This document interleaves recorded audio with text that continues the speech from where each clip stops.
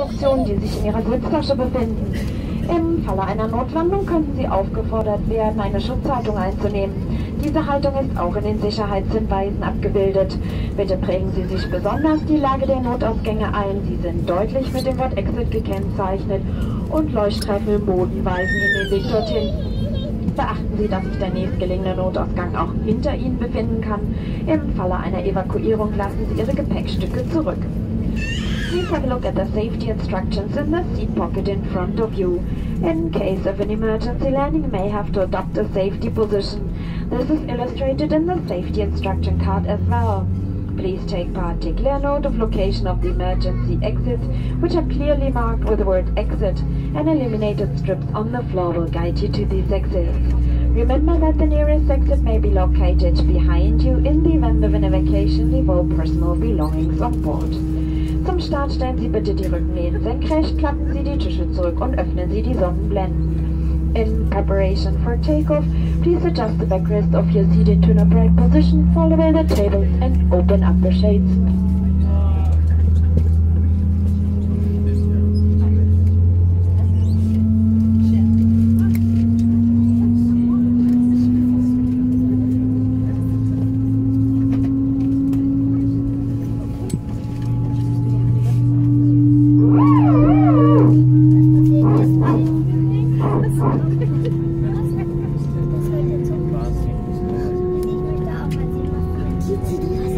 Meine Damen und Herren, Sie sind gesetzlich verpflichtet, den Hinweisschildern Leuchtzeichen den Anweisungen der Besatzung Folge zu leisten. Ladies and gentlemen, you are required by law to observe all signs and to follow the instructions of the crew. Leuchtet das bei uns, wenn wir es ist fast dunkel oder irgendwie. Guck mal, da stehen Autos. Da.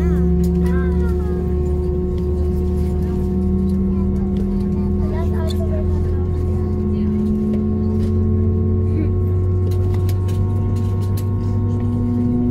ja, wir leuchten. Guck, da ist etwas Grünes und deswegen ist es